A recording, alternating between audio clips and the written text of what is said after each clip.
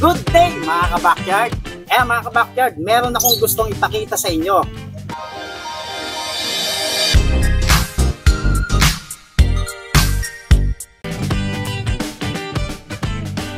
Okay mga ka-backyard, itong nasa harap natin na nasa beta tanks, ito yung mga guppies na na-breed ko dito sa ating backyard farm.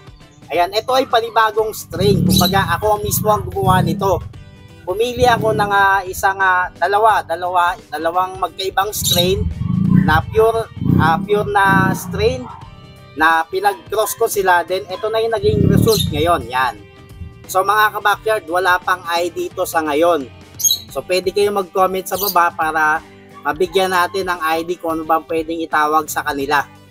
Ayan, kung mapapansin nyo, yung katawan nila is may pagka-platinum na may pagka-gold. Then yung buntot nila is parang may ring na red. Para siyang nagkaroon ng ring na red. Kasi yung dulo niya is parang golden pa rin. Then yung bago magsimula yung buntot, may pagka-golden pa rin. Kumbaga, napagitnaan ng red na ring. Ayan. So yun yung key. Meron siyang ring na red. Ayan. So hindi pa ako makaisip ng pangalan. Gusto ko sana isa sa ating mga subscribers ang magbigay ng ID. Ayan.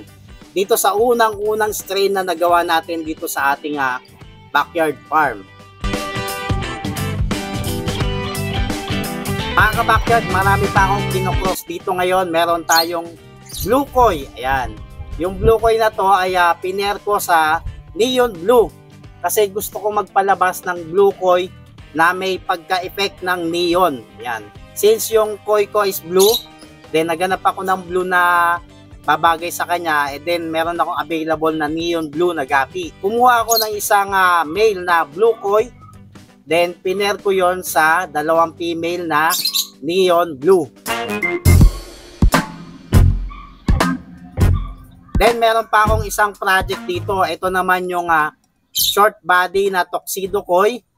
Yung male niya ay short body na tuxedo koi, then piner ko siya sa P-dirt na female, dalawang P-dirt na female. So ang bala ko naman palabasin is yung P-dirt koi na short body. Ayan. Gusto kong kunin yung form ng male na short body na tuxedo koi, kaya piner ko siya sa P-dirt na female. Medyo matagal yung proseso kasi nga sa crossbreeding medyo matagal talaga yung proseso kasi kailangan mong gawing stable yung line. Lalo na pagka yung mga form na gusto mong palabasin, yun ang medyo matagal. Gaya nitong mga short body. Sa umpisa, maglalabas yan, hindi masyadong short body. Then, pipili ka ng pipili. So, yun na, doon na pumapasok yung selected breeding. So, unang-una, crossbreeding. Then, pagka may napalabas ka na gusto mo, yung may potential, yun ay ise-select mo. So, ise-select mo lang ise-select hanggang sa maging stable yung line. So, ganun yung process ng cross breeding.